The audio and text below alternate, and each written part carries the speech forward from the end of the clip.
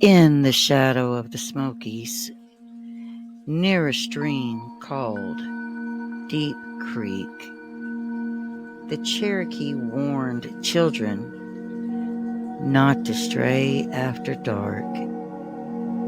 They whispered of the Bone Man, a spirit with hollow, dead eyes, skin like ash, who stalked those who didn't belong. Old tales said he was once a hunter. He betrayed his tribe for greed, killing sacred animals and selling their bones to outsiders. His punishment came swift, struck by lightning and buried where no spirit should ever rest. Now, his body walks in silence. A young boy named Waya, ignoring his grandmother's warnings, wandered down to Deep Creek just to hunt squirrels with his little slingshot. The air was colder than usual, the birds all silent, and when he saw the bone, the long, human-looking, polished bone lying on a moss rock, he turned and fled, crying for his mother, crying for help. The forest seemed to breathe him in. Once home, he did not tell his grandmother anything, but that night he heard it. Tap, tap, tap on his window. His grandmother cried out, instinctively knowing her grandson had been doing those things she had warned. She quickly threw cedar ash across the doorway, but it was too late. Waya spoke in whispers now, eyes black as pitch. He walks to the edge of the woods each night, mumbling in an unknown tongue. Now, they say, the Bone Man, he wears Waya's voice now. And he's looking for someone so naive, someone new, he can whisper through. The red-eyed woman of Chilhowie Ridge. Before there were towns and trails, the mountains belonged to the spirits. Some were protective, others not so much. On the ridge above Tallahassee, the Cherokee once buried women who died in childbirth. It was sacred, but there was one that was different. A woman who cursed the earth with her last final breaths. Angry, her child never cried. Her spirit didn't rest. She came back with eyes glowing red, crawling on all fours, her mouth torn open, and a silent scream. Her name was never spoken, only called the Red-Eyed Woman. A group of hikers appeared in the Chilhowie Ridge forest But there were always many hikers every year. They laughed off the legend. But this group of hikers, they found the old burial hill and thought it would be funny to kick some stones around, destroying what years have preserved. That night, a vicious storm rolled in. Their tents were shredded by morning, and one camper was missing. The others, they wouldn't speak, but their hands said it all. They were torn and bloody, as if that they'd been digging in the earth with them.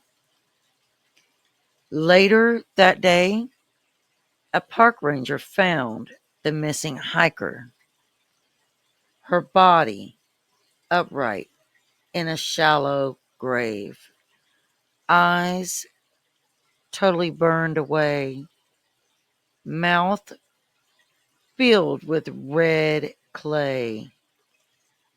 And on the ridge, just at dusk, that park ranger, he swore he saw a figure watching, waiting, eyes glowing, waiting for the next woman to take her place.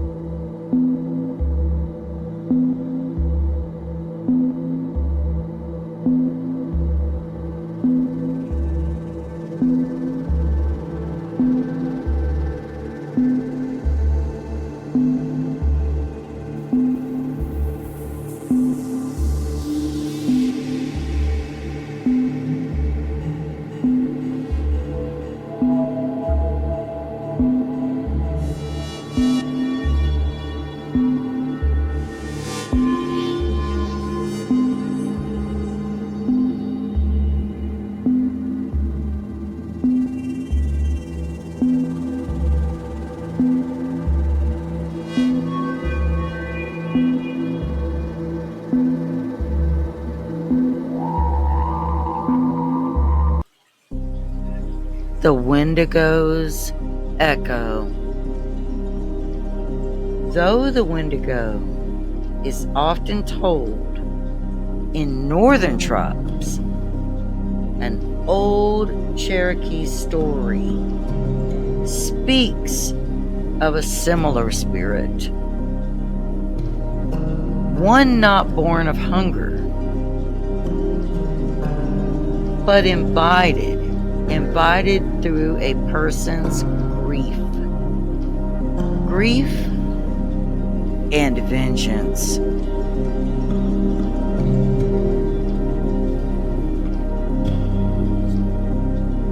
There was a hunter named Gawania. He lost his wife to snow fever. Blaming the spirits, he wandered into the storm itself and screamed for power, and he got it. Something in the wind answered. It gave him the body of a man and the soul of the snow, empty cold, starving, and oh so cruel. He became one of them. Now hikers hear the Wendigo's echo in these southern slopes. A deep, scraping voice that repeats your own words back to you. At first, it's rather distant. Then, it gets closer, creeping into your skin. A backpacker named Luke heard it on the Appalachian Trail. He joked into the air, "Is anybody out there?" The echo came back, "Out there, there, here." He thought it was funny until it said, "Luke."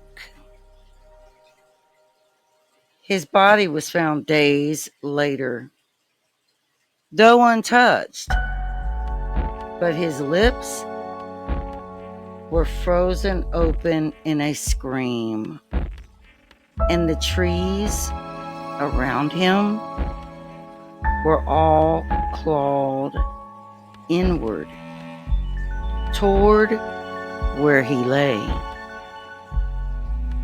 They say the Wendigo doesn't need to eat. It only needs you to listen.